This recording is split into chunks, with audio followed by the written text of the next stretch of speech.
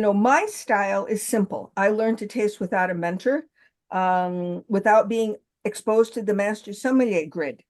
And I actually have a little sign on my desk that cheers me up. It says, one can be very simple and learn without a fuss. Sometimes, when we get really complex, where's Waldo? What's the point? And my focus has always been from the very beginning on the broad flavor and fragrance strokes, the structure and the mouthfeel and the texture, answering the question, is this good wine? This is a biggie. And finally, recognizing typicity. And that last part is what we're really going to focus on today. This tasting session was born out of, well, Evan and I passed in 1987, and I've been examining since 1987. You can do the math. I was not 12. But what that means, and I did quick math today, is over the years, I have sat across the table from well over 400 candidates, both on advanced and Master Sommelier tasting sessions. And especially over the last decade, a friendly frustration has grown in my heart. I will hear somebody who's obviously practiced fully and completely describe a grape variety, and I'm sitting there with a big smile on my face, like smoked meat, garrigue, white pepper, and then conclude that it's Pinot Noir. And I'm going, what is going on with this? So the punchline is, this is my version of sweet, tough love, that I just want to take it back to some basics so that you can intentionally develop the skill set, particularly if you're really good at describing in a complex fashion, of pulling out the 3 to 6 items that if you hear yourself say these things, you're going to consider 1 or 2 specific grape varieties. All we care about is empowering you, making you get more pleasure and success, if that's what you're after. So we are focusing on varietal recognition based on a grape's typical expression in its homeland and when it best thrives. And let me put it to you this way.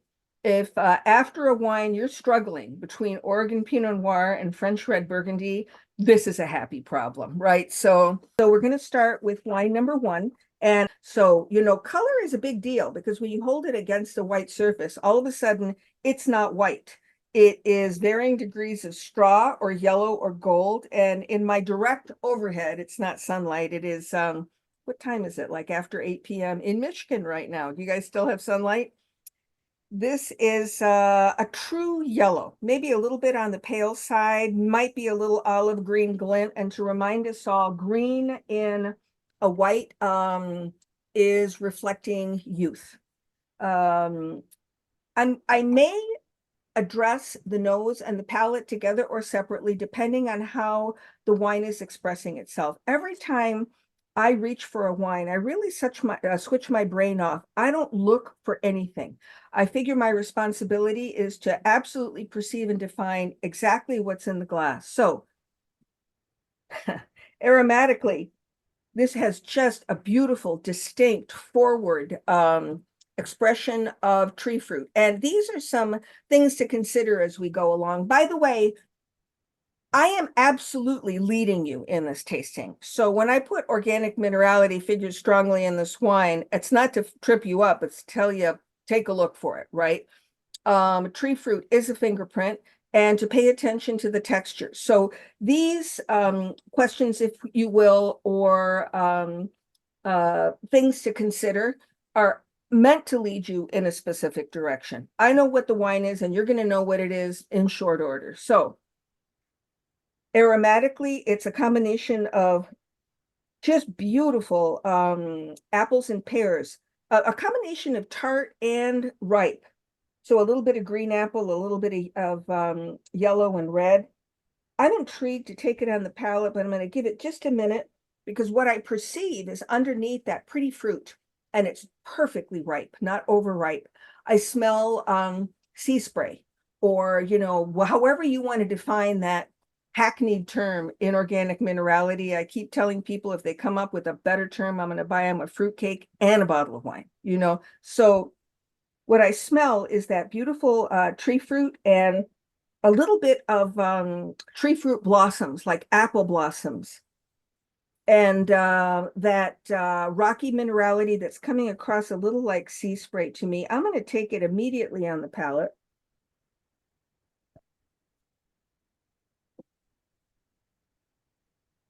I swallowed it. It's delicious, and I'm upstairs in my house. I'm not driving anywhere, even though I'm in Detroit. And what I get is an attack, the first approach on the palate that actually is not surprising, but cleansing acidity. If we wanted to quantify it, I'd say moderate plus, verging on high. My wine has warmed up a little bit because I've had it in my glass for a while, though I didn't pre-taste it much. I really wanted to taste it with you, but it is mouth-watering. When acidity is that compelling, I almost immediately take it back on my palate to sort of calm my palate down and tell them, it's all right, honey, we're doing acid. So don't let it surprise you that much.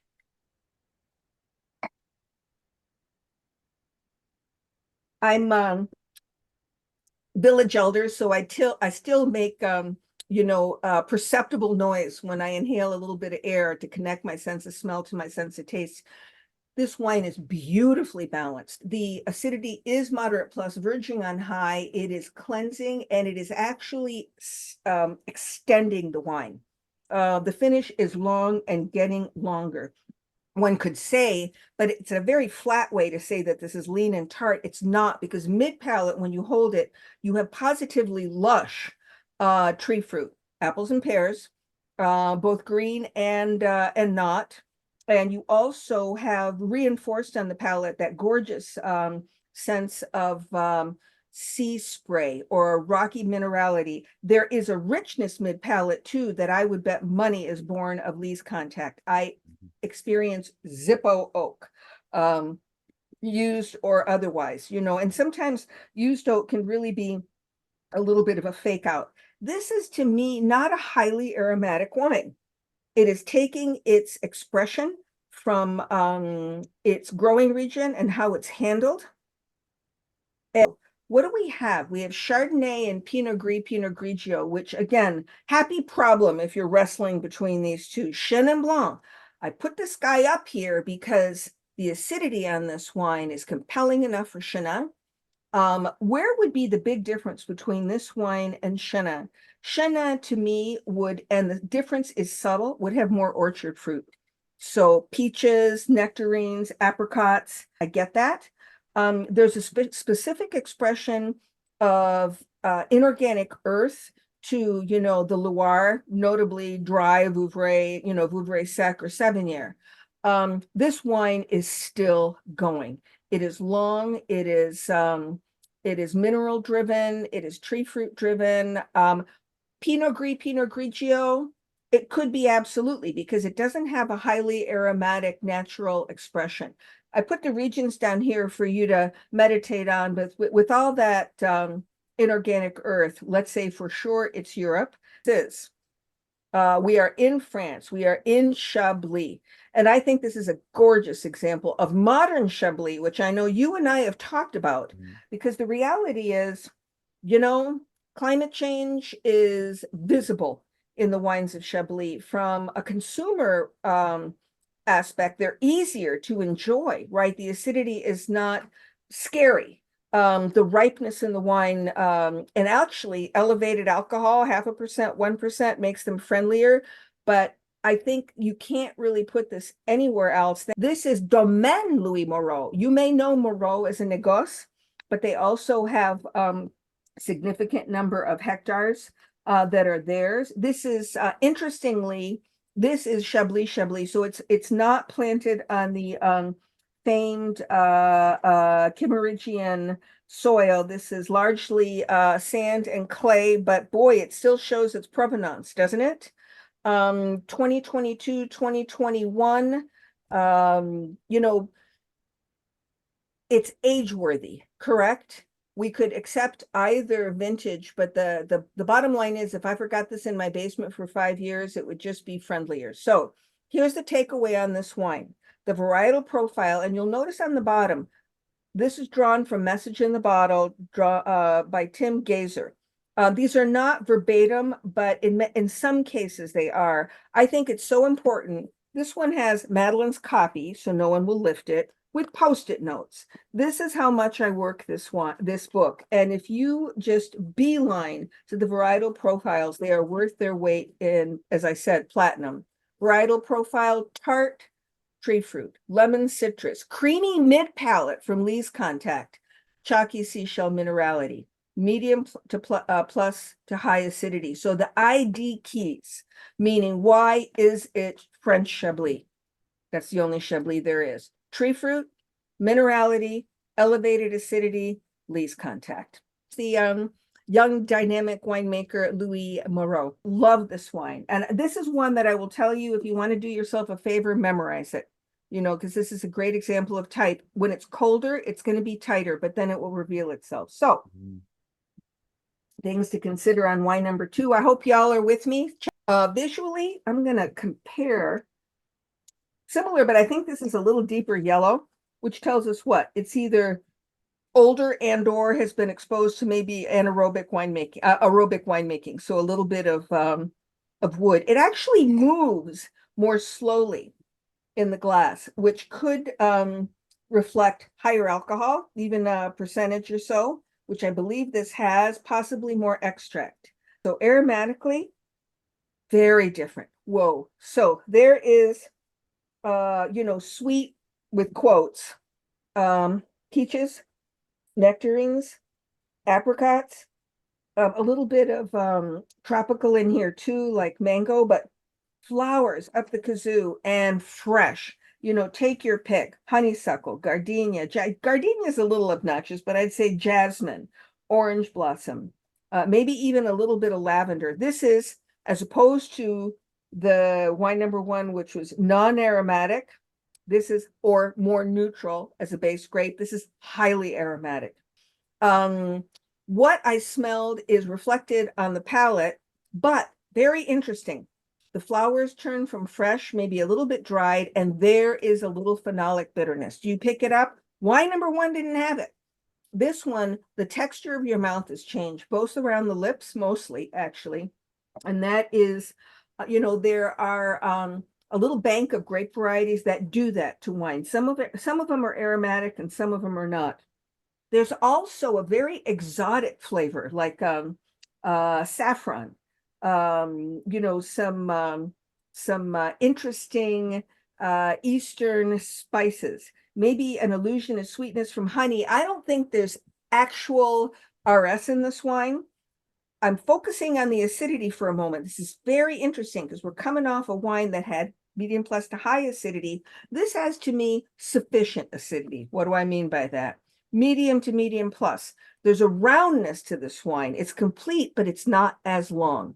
It doesn't fall off short, but it sort of, gently stops. So 2 grape varieties that are considered terpenic, highly floral, and Riesling, which also has a strong floral component, but has a very different acid structure, correct? And don't forget the alcohol that we perceived in this wine as being moderate plus, right? It pulled my attention a little bit.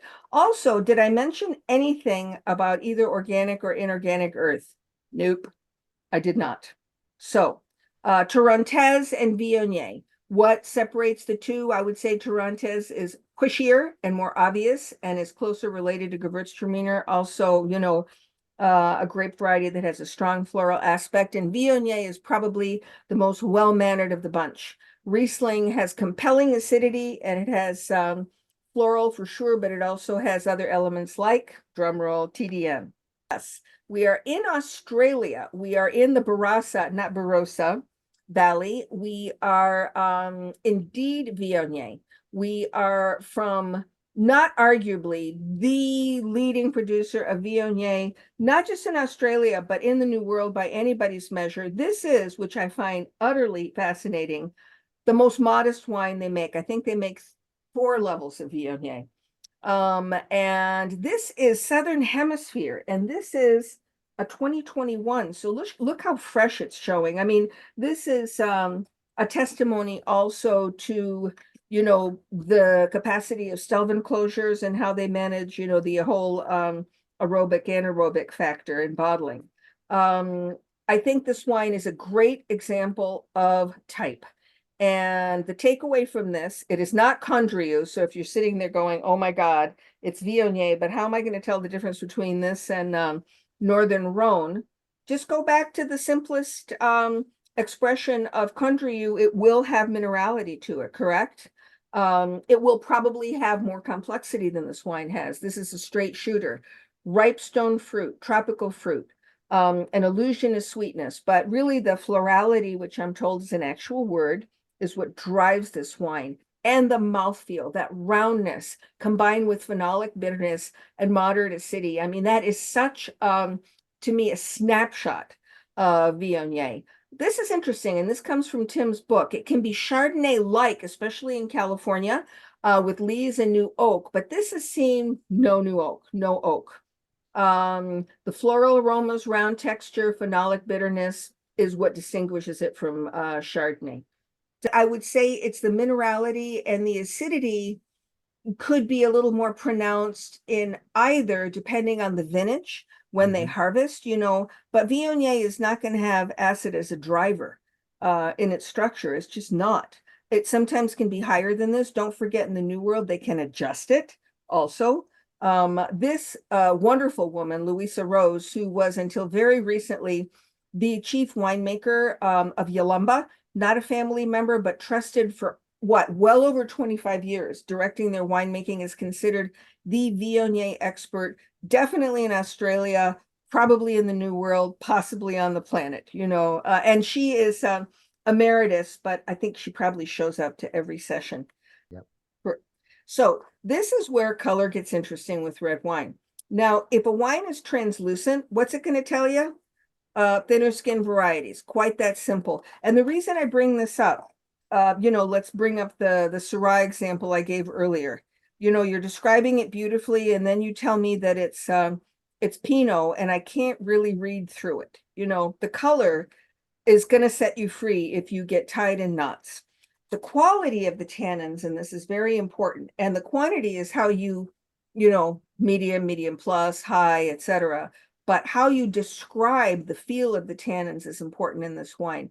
And are there any winemaking techniques that are evident? And what's the earthiness factor in this wine? So I will tell you that looking at this, it's a surprise to me because I know what it is, and it doesn't look like what it is because it's staining the glass. So I will tell you, I expected it I'm going to tell you it's a thinner skin grape variety, but hell, they're having a nice day, or the vintage. So it appears to be young because the center, I can see my finger just through it, is a true ruby red, and it lightens to exactly the same hue, which tells you what? There hasn't been gradation of color because it hasn't seen much barrel and or bottle age, right?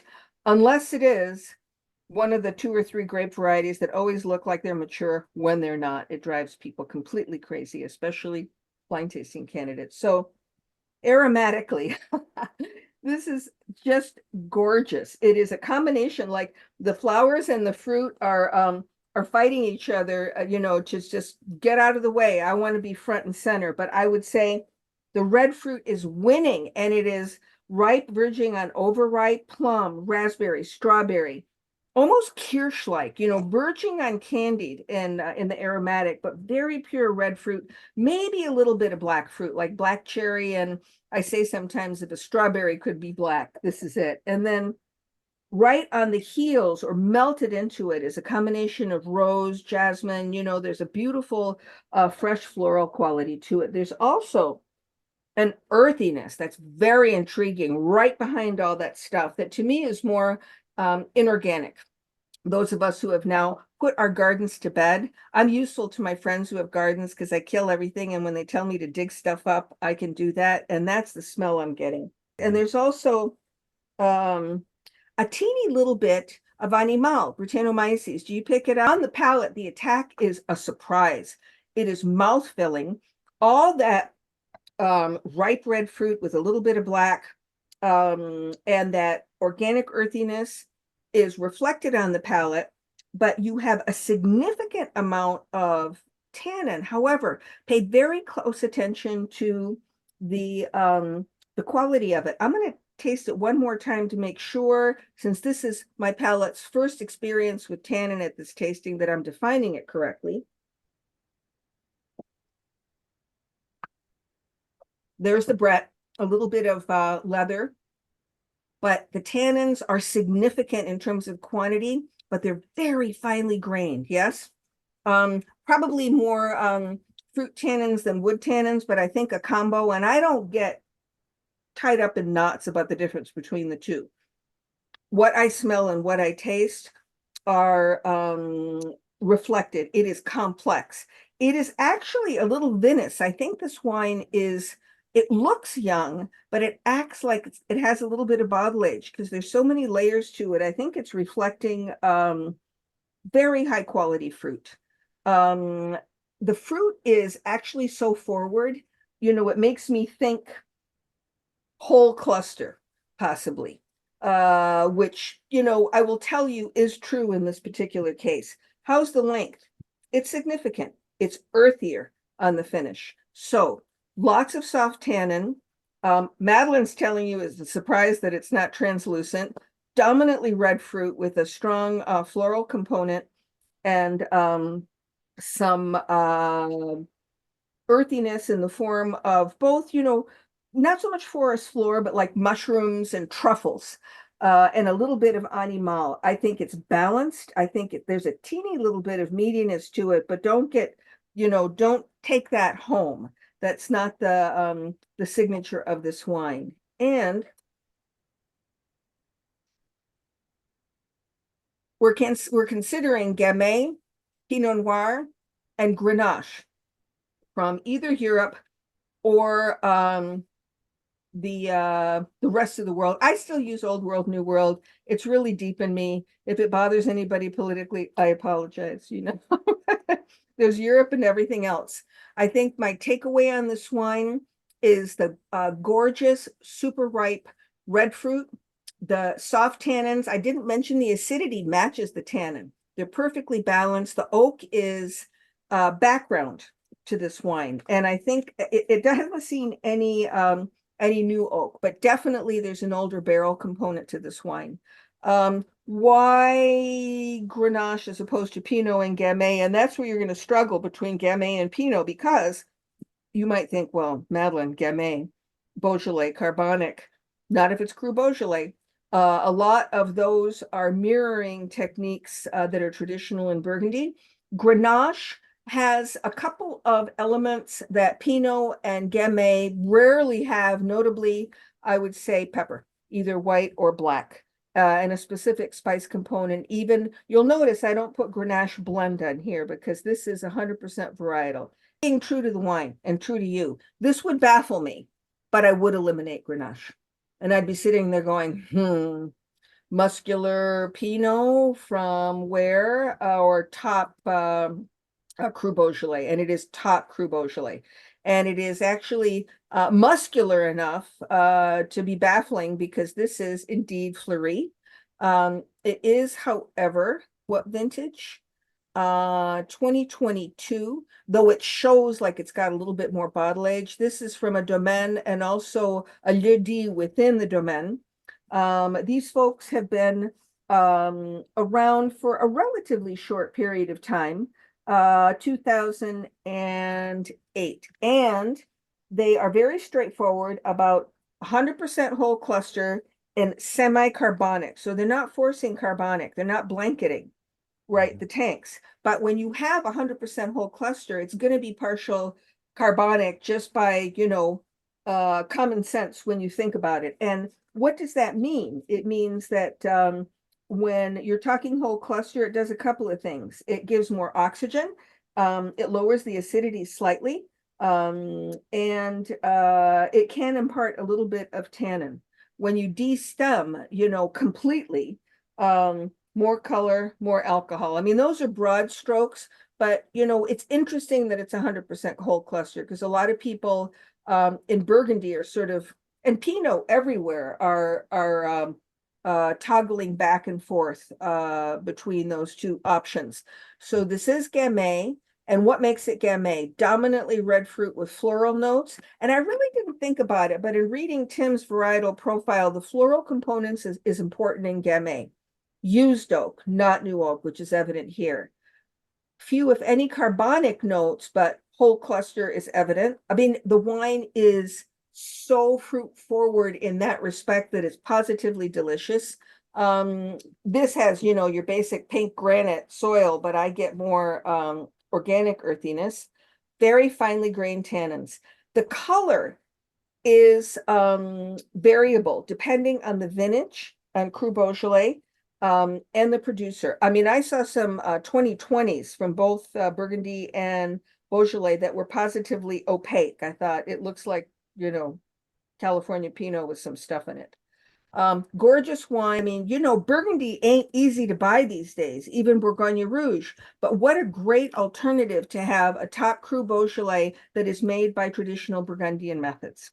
Okay, I will tell you that the color on this is a big punchline. So let's pay attention to it together. We're on wine number 4. And this is what's called gradation of color. You can read through it. The center is true ruby. Let your eye follow it from the center to the very rim, and I can count 4 hues, 4 changes of color. So the red starts getting a little bit of yellow in it till the very rim. You can actually see yellow/orange. This is an indication of one or two things, either barrel/bottle age and/or certain grape varieties that drive us nuts. Is the fruit dried or fresh? And are the flowers dried or fresh? That's a punchline with this wine as well. The effect of oak isn't so much going to tell you what it is, but it's interesting.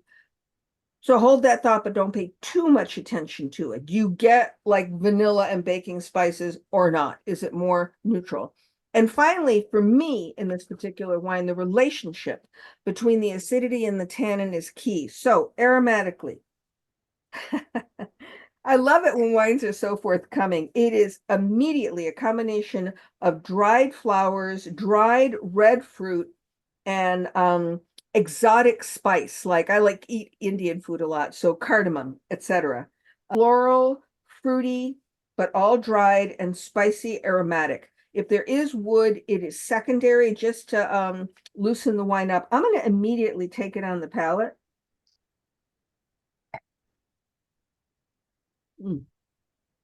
So the attack is a little bit of a surprise. There's the tannin, definitely harder than wine number 3. Do you feel it? But not what I'd call hard. It's sort of medium plus and drying, but not austere. Important difference. It is, medium plus to high acidity actually, but they almost are equal. They balance each other out beautifully. I'm taking one more taste just so that my palate can adjust to that relationship between the tannin and the acid. Yeah, and as Madeline's going through that, there is a sort of very soft, not the big heavy stuff you use to hang things, but there is a Velcro-ish character to this What's wine that? that the other wine didn't have. There was a smoothness, there was almost a velvetiness of tannin in the Gamay. And this one's got a little bit more grip, not the kind that really rips your mouth apart, but there is grip there. And it's interesting to your point, Madeline, the interplay of that with the acidity. It's edgy and drying and makes me think, gee, maybe a little piece of charcuterie would be really nice with this. And this is, the vegan vegetarian talking, but I know what meat does to tannin and acid. It erases just enough of it so that the flavors surge.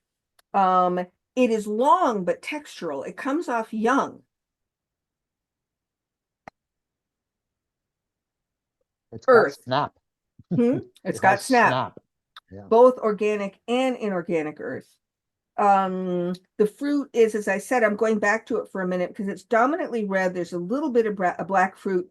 There's also like citrus peel, like orange peel, that little bit of oily citrus. And all of these are really snapshots of what this wine is. I can feel alcohol in my chest, so it ain't low. It's probably medium plus, but it belongs. What are our options? You know what? I made it easy. Sangiovese, Tempranillo, Nebbiolo. Have a nice day. What's the big diff between the 3? Nebbiolo tannin, if it's a great example of type, not every wine, but if it's a great classic example of type, will have hard tannins. I mean, noticeably hard tannins to the point where you can't taste the wine through it. Unless it's, young vine or intentional. Tempranillo will have, frankly, with rare exception, especially if we're talking, all things being equal, Reserva, Gran Reserva, a lot more drumroll oak on it. And not just American oak these days. Most places are using a combination of French and American oak. And Sangiovese has what, three broad incarnations: Chianti, Brunello, and Vino Nobile. And I will tell you, I belong to a wonderful tasting group, and we did Sangiovese the other day, and a couple of Chiantis came, one Vino Nobile came, and a bunch of Brunellos came. And I will tell you, my takeaway, which I was happy to walk away with, Brunello has darker fruit as a general rule, and it does have higher tannin levels, harder tannin levels, and more visible oak. So that said, where are we? We are in Italy. We are in Tuscany. I have a hard time seeing it on this map, but we are in Vino Nobile de Montepulciano. So we are, Montalcino is closer to the coast. Montepulciano is further inland. It's a much smaller appellation, and other grape varieties are allowable. This is Rosso di Montepulciano, and it's 100% Sangiovese, and God love them. They put it on the front label. Thank you, Avignonesi. Little mistake here that I didn't correct. It says smaller region Montalcino on the the slide, but on the bottom the name is completely correct. It is a 2020, so it's had a little bit of time to develop, but I'm telling you, this is like the Viognier is memorizable. That combination of hue gradation and the fact that it's 100% Sangiovese, it's juicy, it's mouthwatering, that cherry fruit is in the middle. Dried herbs we didn't talk about, but that's one of the secondary characteristics. And that exotic spice and organic and inorganic earth, and that balance between acidity and tannin. So the ID keys, dried red fruit, tart dried red fruit, earth, used or new oak, but here neutral for sure, and that signature structure. This is as good as it gets in terms of memorizing this grape variety, in my humble opinion. And it shows you that you don't have to have an expensive wine. At our tasting the other day, sometimes the Brunellos were laden with vanilla and oak, so it made it hard to kind of get the varietal expression. They make this stuff up. I swear to God, look at this picture. It's so beautiful. I lived in Italy for 1 year, which makes me dangerous. So on this one, the black, red, or blue is important in terms of the fruit, the oak evidence.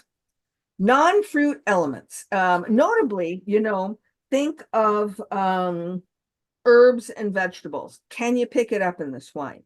Earth component, both organic and inorganic, and tannin. So if nothing else, staring at this, for me to put up 5 things for you to consider strongly means that this is a wine that by natural definition will be complex. When I look at it in the glass, it is opaque.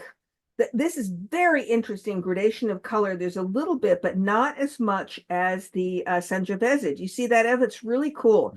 It stains the glass, so this ain't a thin skin variety. The center is a very dark ruby, and as you get to within a 1/4 inch of the rim, the hue starts changing, and there's a teeny little bit of yellow in the rim. So that tells us something. I didn't give you a Nebbiolo or Tempranillo, so I'm just telling you right now.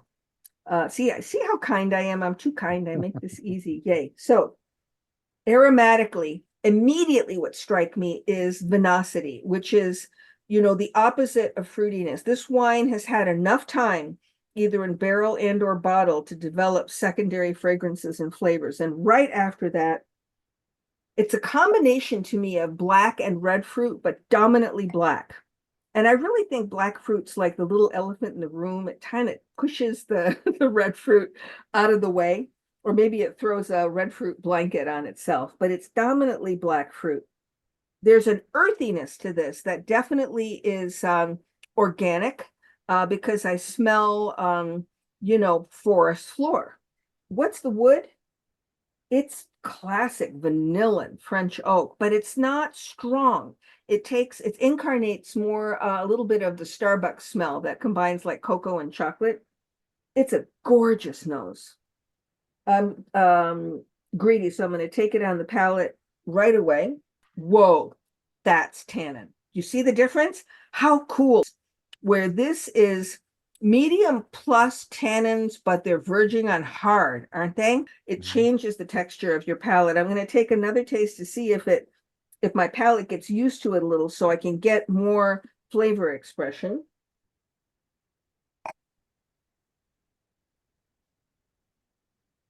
My trick, by the way, with regularity is to hold it on my palate. And that way I can get that plumb line of flavor, especially if the tannin's shutting the flavor down. When I just hold it, there it is. There is the oak, there is the earth, there is the black fruit, little bit of red fruit, but it's perfectly ripe. Nothing's overripe. There's a little bit of a floral element too, and I would say dried and fresh herbs. It smells minty to me. And on the palate, there's a little more green too. Maybe it's a touch of pyrazine, but it's not like you just chopped open a bell pepper, right? You know, it speaks class, it speaks quality, it speaks complexity, it speaks a little bit of bottle age, and it speaks oak barrels that cost money. So we are staring at two Bordelaise varieties, Merlot blend, Cabernet blend, or Syrah blend. And the Syrah blend would be what?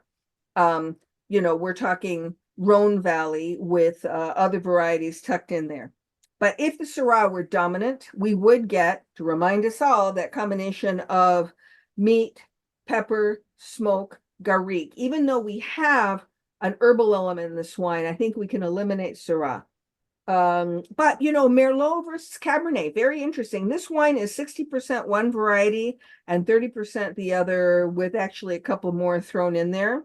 And you know, I am leading you, but I think it is evidently, if we pay close, honest attention to it, left bank as opposed to right bank. You know, this is the other thing too that I love about this wine.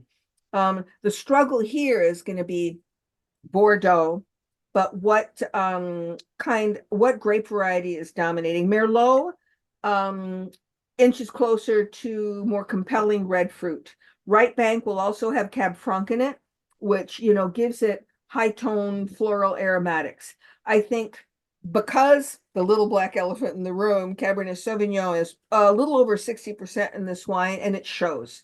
And I think that this is another memorizable wine. The classic components of cedar, tobacco, cigar box, not just forest floor, but you know, where are they? I use lead pencils. I swear to God, I do. You know, and I even sharpen them, and graphite, Yeah. right? The quality of the tannin speaks Cabernet Sauvignon, right? And this is left bank. It is 2017, a tricky year, but did produce in the right hands very good wine. This has the flavor that speaks Pessac, Grave/Pessac to me. There's a flavor that's very different than the Médoc, and I always think of a little bit of iodine, or you know, a different mineral-driven characteristic that this wine has. Maybe those of you who, you know, have the means to do Aubryon, La Mission Aubryon and such can meditate on that. But I think it's a wonderful example of a wine that is, here we go. They claim 65% Cabernet, 30 Merlot with a skosh of Cab Franc and Petit Verdot. Alcohol, 13.5. That's the vintage, right? Which was nestled, to your point, between two terrific vintages, 16 and 18. But it wasn't bad. It just had a dreadful start, low yields because of frost, but, you know, and inconsistent. But if you are a ratings person, look this baby up. It's gorgeous. And please memorize this one. Yeah. So here we have, varietal profile, black fruit, subtle pyrazines, which I think in this particular case came across more as herbal, cedar, graphite, baking spice. I didn't pick up Brett in this wine. ID keys, black fruit, green notes, earthiness, vanilla and oak. Chateaus, right? And the lovely family. The Perez are not related to the Rhone Perez for 6, and we're going at a pretty steady clip, and we'll have at least, you know, 20-25 minutes for questions. I hope y'all are enjoying this, because I think the quality of wines is so high, so high. When we talk about this wine, floral, hugely important. As important as it was in wine number 2, white wine, by the way. And if your palate's gotten tired, note to self, go back to the Chablis and reset yourself. So I was swallowing a little bit of the wine just because they taste so good and I don't have to drive. But it's interesting going to a dry white, all of a sudden, this wine, number 6, I can address it innocently and freshly. So floral element, quality of tannins, and the color here is very important. And this is truly opaque, though I've seen actually inkier wines than this. But look how it adheres to the glass. It positively paints it. So this is either a grape variety or varieties that are small, thick-skinned, right? And the wine is extracted. Aromatically. See what I mean by flowers? I don't know about all y'all. I learned that. Y'all is one person, all y'all is multiple people. Lavender and violets to me immediately come to mind. Mostly fresh. And right on the heels of that, a combination of blue fruit and black fruit. And I look for blueberry because I like blueberry, but I don't see it. It wasn't in the previous wine, correct?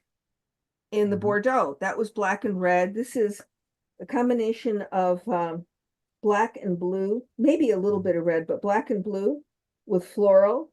And oak for sure, but it's beautifully melted in. And it's not as complex an expression as in the Bordeaux. It's more straight, pretty, sweet vanilla. I'm going to go ahead and taste it.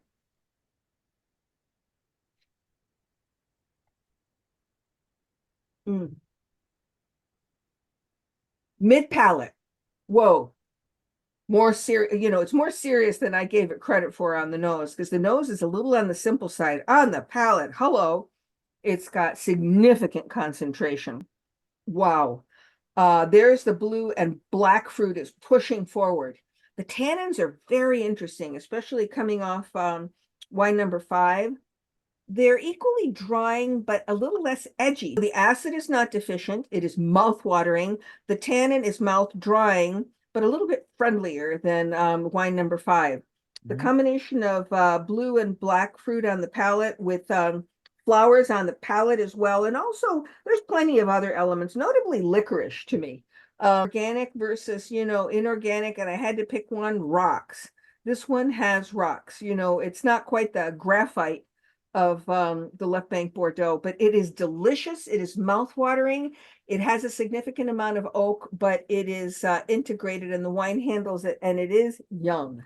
So Merlot blend, Malbec blend, Syrah blend. We keep trying to give Syrah, a place at the table, but we're just going to scooch it out of the way because much like the previous wine, it doesn't have the thumbprints of Syrah. But Merlot and Malbec, right? So what are we doing with Merlot? Red and black fruit. Malbec, can have all 3. In my opinion, dominantly black and blue. So I will, just go for it and say this is indeed actually a gorgeous example of young Uco Valley Malbec, which is why the tannins are harder. And Evan and I were discussing this before all y'all got on. We're starting at 2,500 feet above sea level and soaring up to around 4,000 plus. This is a specific cuvee, Paraje Altamira, which I think is right next to La Consulta in the Uco Valley. This is, Catena. They wrote the book. They continue to write the book. They have, bowed to other major players coming in the area, but high altitude viticulture is their thing.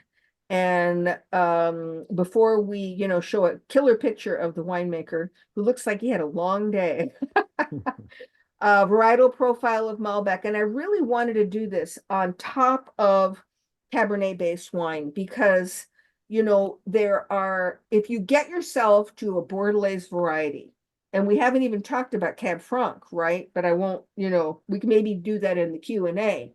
But they have very individual expressions, correct? Particularly if they're classic in that they are in a time-honored style and growing region. Malbec, deep color, deeper than this. And this is kind of on the light side, actually. Sometimes it looks like ink. Blue and black fruit lead. Plenty of tannin on the smooth side, integrated oak, rocky minerality. the alcohol is not low, but you're at high desert, right? They have to like shade their best vineyards, because of the ultraviolet light. Opaque, blue fruit, floral notes, smooth tannins, modest secondary notes, and that's Malbec. So if again you're wrestling between Cabernet Sauvignon, Malbec, Merlot, and Cab Franc, I'm happy for you because at least you got to a Bordelais variety. And this is not a glamour shot. This is Argentina. It's always staggering to me to see, the foothills of the Andes are real. And look at the rocks on the left that they had to clear. And there is Alejandro, who, with the encouragement of Nicola and Laura Catena, has really written the book. Parting shot. I think blind tasting is easier than we make it out to be. I think if you can train yourself, especially if you're great at descriptions, to really go to the 3 to 6 elements that are essential in each varietal at its best. And I wanted to say one thing before we say goodbye to each other. Why do we blind taste, especially when it comes to tasting exams? And Evan and I enjoyed the mentorship, albeit after we passed, of a wonderful British Master Sommelier, Brian Julian, who was one of the architects of the court, who said once, I'll never forget it, he said, why do we blind taste? Because it's the only way we have of determining your experience, the depth of your experience. Because if you speak a fast line, you can sound really good, but you should be able to identify a great example of type, even under tension, if you've practiced it enough.